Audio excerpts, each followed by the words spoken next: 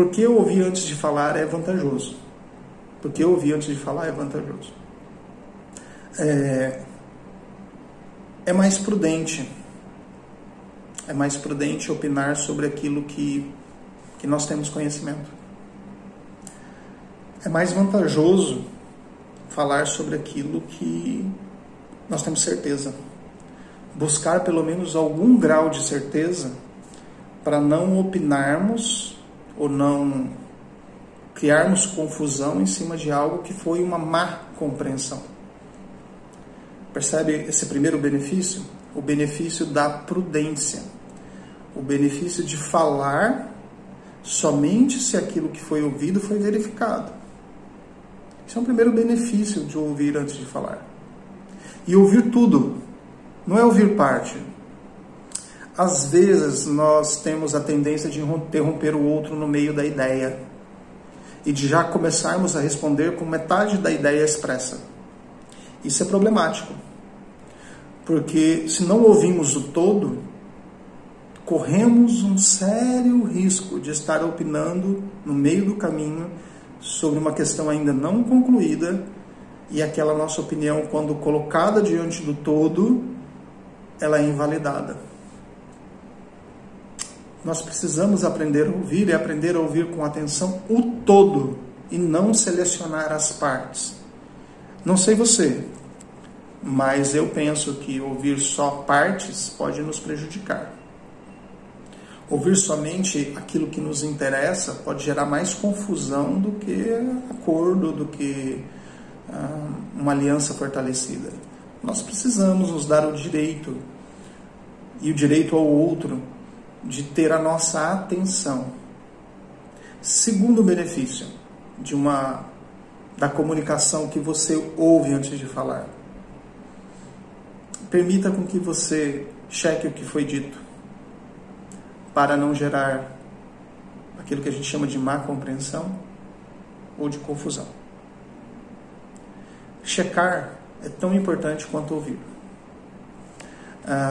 Às vezes, nós cometemos erros lendo, escrevendo, e quando a gente lê o que ele escreveu uma segunda vez, uma terceira vez, você observa que há erros ali na escrita, e você tem que fazer verificações, e você faz correção no texto, você faz correção novamente. Por que quando nós estamos no relacionamento conjugal nós não podemos fazer a mesma coisa?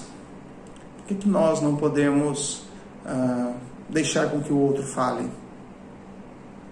Permitir com que ele fale tudo, e agora verificar aquilo que foi falado. Olha, você disse isso, está correto o que eu entendi, e está correto eu interpretar isso que você disse dessa forma, é isso daqui, e aí você pontuar se a sua compreensão sobre o que foi falado está de acordo com a pessoa que falou. Por que isso, gente?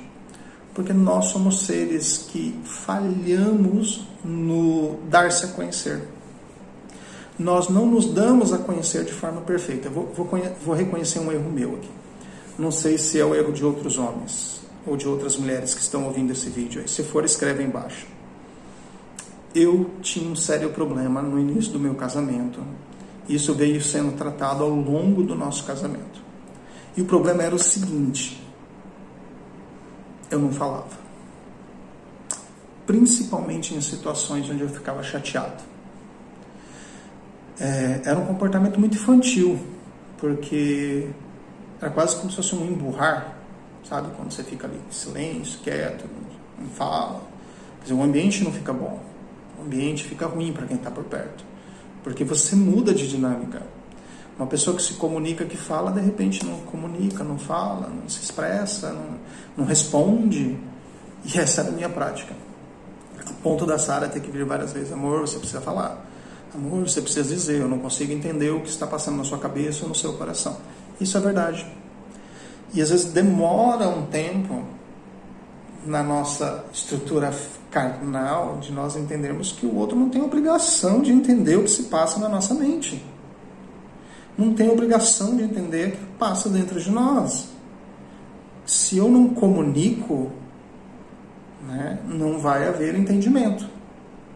Né? Então esse era o meu erro. O meu erro não era não ouvir, o meu erro era não falar. Mas o meu não falar não permitia com que eu ouvia. Foi claro? Então assim, por não falar, eu não queria ouvir. Então vários momentos nós tivemos discussões, porque eu não queria falar, e por não querer falar, eu também não queria ouvir. Então, tipo assim, também não fale comigo. E aí eu me isolava. Aí você pensa assim, 1 hora, Gustavo? 2, 3, 4? Quanto tempo? Às vezes dias. E isso nos afetava. Afetava a mim, porque eu estava num ambiente extremamente isolado, eu me coloquei naquele ambiente, por pegar um ponto ali da nossa vida e isolar aquilo do todo e não me comunicar de forma efetiva. E do outro lado, colocava todos os que estavam ao meu redor, minha esposa, os meus filhos, nesse mesmo ambiente. Um ambiente que não é saudável. O que nós precisamos fazer então? Nós precisamos praticar o terceiro benefício de ouvir antes de falar. Você já ouviu falar do texto de Provérbios 18:13? Provérbios 18:13 foi escrito pelo sábio Salomão. O sábio Salomão, ele deixou aí algumas orientações e alguns conselhos para a comunicação, e esse é um dos versículos que trata da comunicação. Provérbios 18:13 diz assim: responder antes de ouvir é estutícia e vergonha. Aí você para e pensa assim, bom, responder antes de ouvir. Entendi até aí. É estultícia. Estupidez. É tolice. Então, se eu respondo antes de ouvir, eu estou sendo estúpido. Se eu respondo antes de ouvir, eu estou sendo tolo. Uau! E aí eu entendo que Deus não me chamou para a tolice nem para a estupidez. Ser estúpido com a pessoa que eu amo. Ser tolo, porque eu não fui prudente, que é o contrário da tolice, em ouvir e considerar as demandas daquilo que está sendo falado. Eu nem verifiquei, eu nem chequei. Eu simplesmente me dei o direito de responder naturalmente, carnalmente, aquilo que foi falado comigo. E além de ser estultícia, é vergonha. Eu costumo comparar isso com 3 tipos de vergonha. Primeiro, a vergonha de si mesmo. A vergonha de olhar para si e falar, poxa, o que eu fiz? Eu não deveria ter feito isso. E a palavra dita já não volta mais atrás. Então, eu errei. E agora? Estou com vergonha do que eu fiz. Vergonha de si mesmo, vergonha de ter sido tolo, vergonha de ter sido estúpido. Mas agora você já foi. Percebe? Por isso que ouvir antes de falar é importante. Vergonha dos outros, daqueles que estavam em volta. Ou seja, vergonha daqueles que viram, ouviram aquilo que foi falado. Então existe aí temor de 2 áreas. Uma vergonha de si mesmo, uma vergonha dos outros. E o terceiro, a vergonha de reagir de forma desproporcional ao problema. O problema não era tão grande quanto você pensava. Na verdade, foi comunicação, foi má compreensão, foi um entendimento equivocado daquilo que foi falado, você não tinha entendido todo e opinou nas partes, e agora você se vê nesse abismo de vergonha. E além dessas 3 vergonhas aqui, que são vergonhas de homens, existe uma vergonha muito maior do que isso, do que é temer o que os outros pensam, que é a vergonha do seu Senhor, que é a vergonha do seu Deus, que é de produzir vergonha em cima de um lar que deveria ser santo e de um lar que deveria estar sem mácula, de um leito que deveria estar sem mácula. E às vezes dorme noites chateado, virado um para o outro, não querendo ouvir o outro. Então, a conclusão que a gente pode tirar disso daí ouvindo os princípios bíblicos com base em Provérbios capítulo 18, versículo 13, é que nós devemos, isso é uma ordem, isso é imperativo, todas as vezes que você estiver conversando com a pessoa que você ama, e você pode usar isso além do seu relacionamento conjugal, procure levar isso para o seu ambiente profissional, procure levar isso para a educação dos seus filhos, procure levar isso para o seu ministério na igreja. Ouça antes de falar. Não opine sobre aquilo que você não tem certeza. Guarde os seus lábios, freie a sua língua. Primeiro ouça. Nós podemos concluir que ouvir é prudência.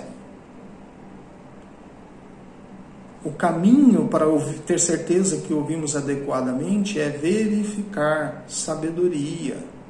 Prudência e sabedoria. Prudência, ouça tudo. Sabedoria. Verifique se aquilo que você ouviu é realmente aquilo que foi falado. Terceiro lugar. Fale. Mas fale comunicando-se com a pessoa que você ouviu, de forma que ela entenda o que você está dizendo, de forma que a sua fala possa trazer clareza e não confusão. Esse é um dos requisitos básicos para o relacionamento conjugal. Nós não verificamos o que foi falado, nós não ouvimos corretamente, nós não entendemos o todo, somente interpretamos conforme a necessidade do nosso próprio coração, para criar as nossas justificativas, e aí geramos confusão conjugal, geramos um ambiente onde o outro foge do ambiente. E o nosso lar não pode ser um lar onde o outro foge do ambiente, foge da relação, porque isso não é sadio. Eu não posso fugir da comunicação, não posso me esconder. Eu não sou uma lagarta para entrar dentro de um casulo. Eu não posso. Eu devo me expor, ouvindo, verificando o que foi ouvido e me comunicando de forma mais eficiente. Percebe aqui que tudo aqui que eu estou falando, ancorado nas Escrituras, ela tem que ser praticada, porque é bíblico, e ela tem que seguir uma rotina de crescimento. Olha que interessante. Hoje eu me comunico melhor do que há anos atrás com a minha esposa. Por quê? Porque hoje nós nos conhecemos melhor. Hoje a gente certifica-se muito mais de que aquilo que ouvimos é claramente o que foi falado. Hoje, quando erramos nessas situações de não ter clareza, isso nos envergonha. Porque, puxa, há anos a gente aprendeu esse princípio. Então, assim, não tem motivos para a gente não praticá-lo. E é esse princípio que eu quero compartilhar com você, porque é um princípio que mudou a nossa forma de se comunicar. Como extensão desse princípio, também não responder sem antes, uma chave aqui para vocês, hein? Sem antes considerar o peso das palavras que serão ditas. Nós somos especialistas em usar palavras que ferem, magoam, chateiam, rompem laços, ainda que seja momentâneo, porque nós não pesamos as palavras antes que elas saiam dos nossos lábios. Nós simplesmente fomos pegos pelo ímpeto da emoção, e pelo ímpeto da emoção nós justificamos qualquer palavra que queremos falar. E às vezes justificamos da pior forma, né? Começamos a justificar com base no outro. Já percebeu isso? Você justifica se culpando o outro. Não é com pedido de perdão, que é genuinamente cristão, me perdoe. Né? Eu errei. Não. Eu errei porque você fez isso, isso e isso. Eu falei aquilo porque você duvidou de mim. Eu falei isso porque... Aí a gente vai buscar justificativas para ver se o outro entende que, na verdade, o meu erro é culpa dele. E aí nós fugimos da nossa culpa. Então, ouvir antes de falar pode evitar sérios problemas. E praticando esse princípio, esse primeiro princípio, nós vamos ter aí mais 9, você pode melhorar a sua comunicação conjugal. Entendido? Bom, que bom poder compartilhar isso aqui então com vocês. Me deixa saber se isso foi bom para você.